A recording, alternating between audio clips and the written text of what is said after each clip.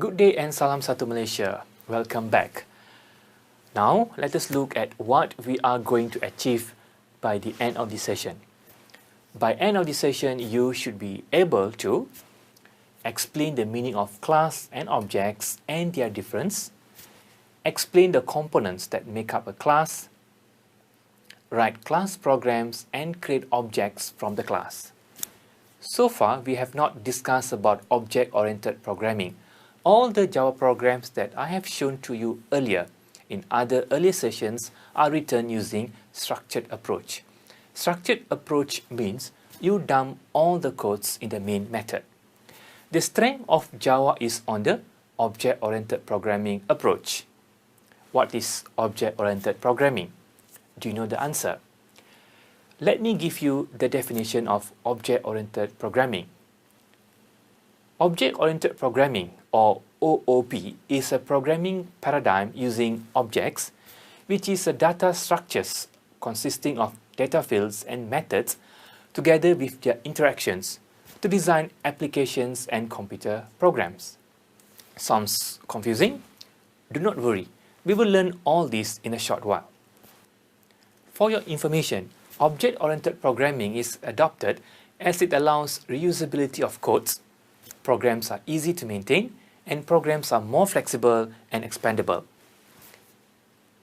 In object-oriented programming, two important concepts that you should master is class and object. What is class and what is object? A class is a blueprint that defines the variables or attributes and the methods common to all objects of a certain kind. In the real world, we often have many objects of the same kind. For example, let's say an architect has a house plan. Using one plan, an architect builds many houses.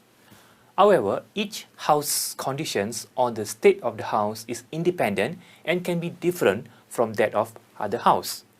For example, the interior and exterior colors for each of the houses would be different. When building them, the architect take advantage of the fact that houses share characteristics. Thus, they build many houses from the same blueprint or plan. It would be very inefficient to produce a new plan for every house built. In the context of object-oriented programming, the plan is the class, and the houses built from this plan are objects. In object-oriented software, it is also possible to have many objects of the same kind that share characteristics. For example, employee records, video clips, students' record, and so on. Like architects, you can take advantage of the fact that objects of the same kind are similar and you can create a blueprint for those objects. To summarize, class is a template or blueprint that enables you to create the objects. Thus, object is an instance of a class. It means you create object from the class. For example, if you have class student, then you can create objects student 1 and student 2 from this class. If you do not have the class, you cannot create the object. Unlimited objects can be created from a class. So, in object-oriented programming, the first thing that you need to do is to create the class program. Do you know what makes up a class? Yes, a class consists of identity, attributes, and methods to perform a specific task. Identity refers to the name of the class. Each class should have a unique and meaningful name. On the other hand, attributes are variables declared in a class. Attributes in a class collectively represent the state of the class. Attributes can have dynamic values or permanent values. Examples of attributes that are dynamic are amount of money in an ATM machine, number of canned drinks that are not yet sold, age, and etc. Examples of attributes which is value are fixed are name, birth date, etc. Methods are behavior or the actions that can be performed by a class, such as calculate average, determine the total marks, and etc. Let us see one example of a complete class program. In the class example shown on the slide, patient is the name of the class, patient ID and address are the attributes of the class, get address and display ID are the methods of the class. For your information, there is a close relationship between methods and attributes. An object's behavior is influenced by the object's state. For example, assume that the number of cans in the machine is 0. That is, all the cans in the machine are sold out. If the machine receives the message to release a canned drink, the object certainly cannot fulfill this request because of its state where the number of cans is 0.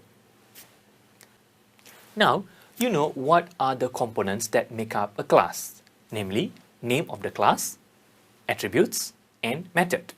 Let me elaborate further on the methods. In Java, there are two types of methods that can be implemented in a class program. They are constructor methods and member methods. Let us see the difference between them.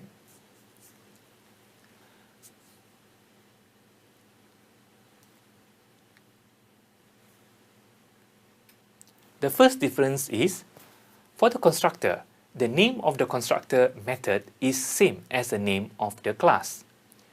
For member method, the member method can be given any meaningful name except the name of the class.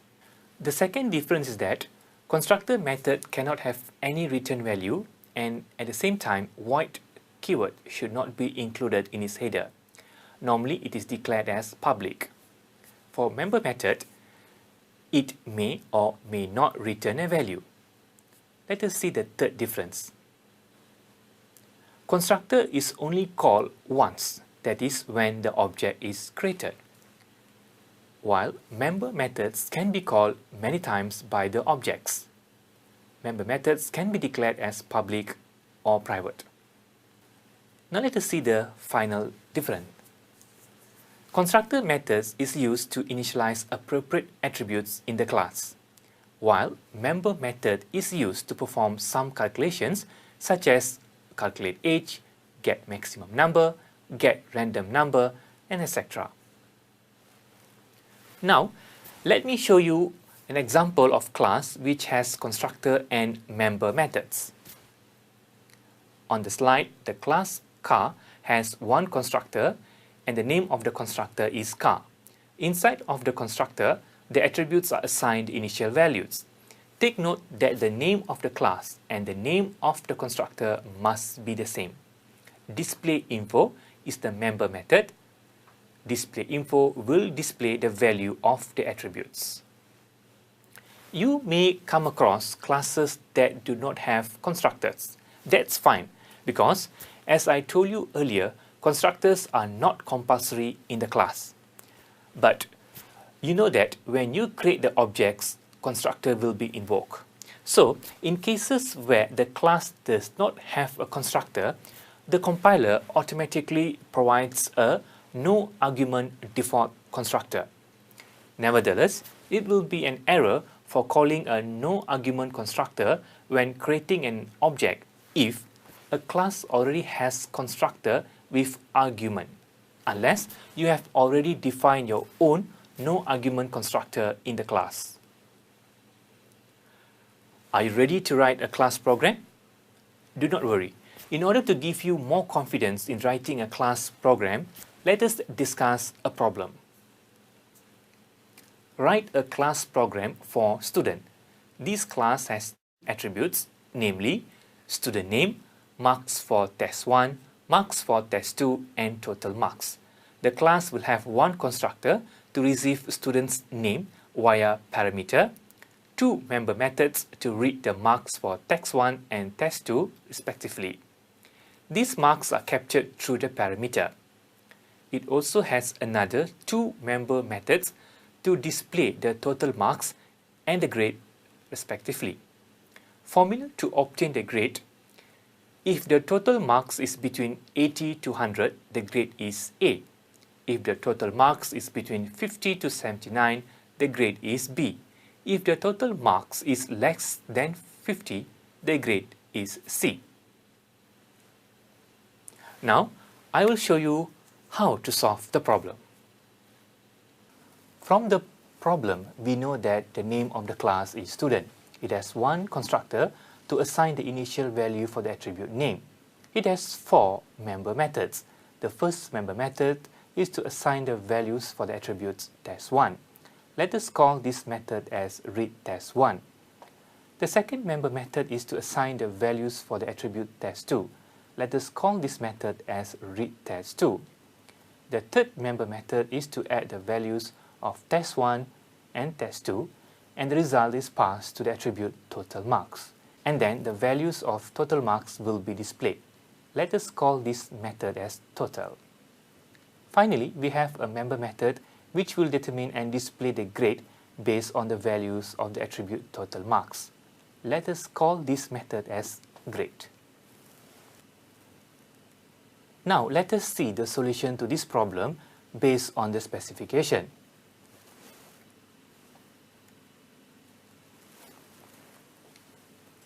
The class name is student.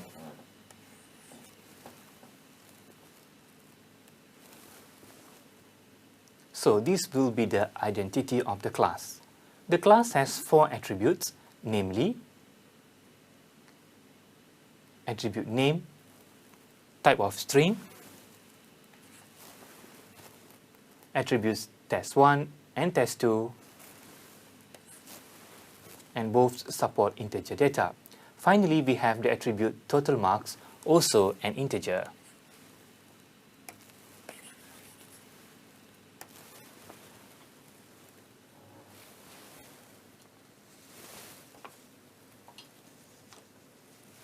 Next is the constructor. We know that this is a constructor method because its name and the class name are the same.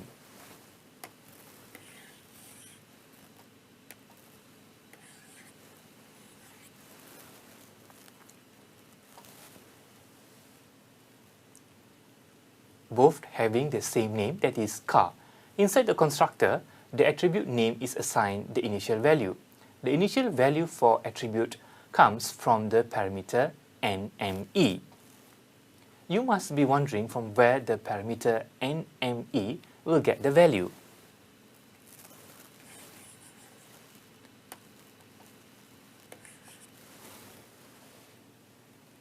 Actually, its value is given by the user when the object of class student invoke this constructor. You will see this later when I show you on how to create objects from the class.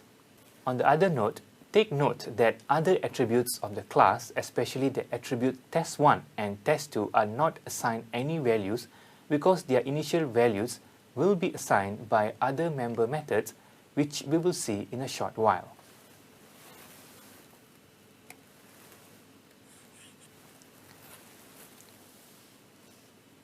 Now let us move down. Next is the member method readTest1.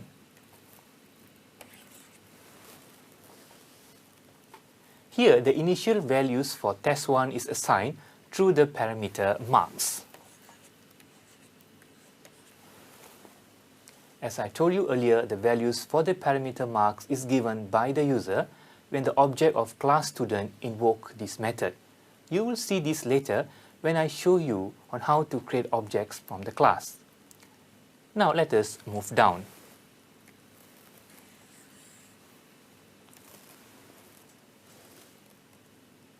Next is the member method readTest2.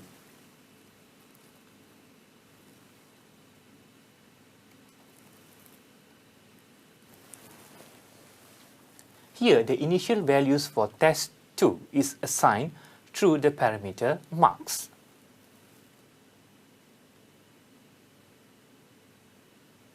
As I told you earlier, the value for the parameter marks is given by the user when the object of class student invoke this member method.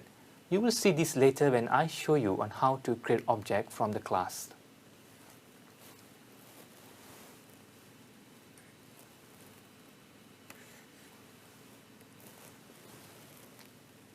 Next is the member method total. this member method does not have any parameters. Thus, user does not need to give any value when the object is calling this method. Now let us see what happens inside this member method total. Here, the value of test1 and test2 will be added,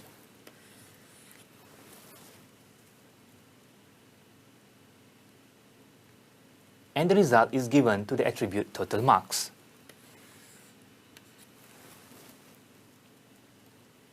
At the same time, the value of attribute total marks will be displayed.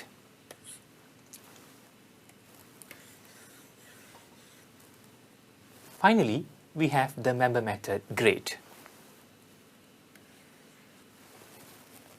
Here, based on the values of the attributes total marks, the grade will be determined using multi-selection if-else statement. Once the grade is determined, it will be displayed.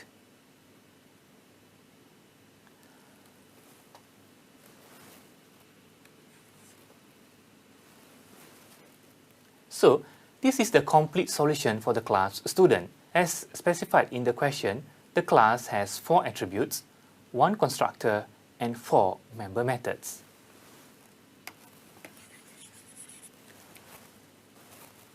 The class name is student and the file name is student.java. Now I will compile this program.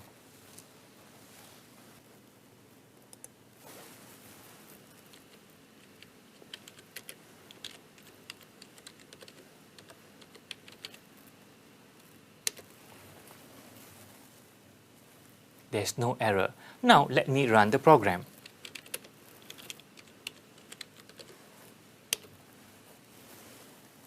You can see that the program cannot be executed as the compiler reports an error. Actually, there's nothing wrong with the program. Our class student program is complete, but the program cannot be executed because it is just a class definition and the class student does not have the main method. Now you know that the class student program that we discussed a while ago can be compiled but cannot be executed because it is just a class definition and the student class program does not have the main method. Remember, only Java programs that have the main method can be executed. Thus, does it mean that our class student is useless? The answer is no, because if you want to use the class student, you need to create the object of the class student inside the main method. And if possible, do it in a new file.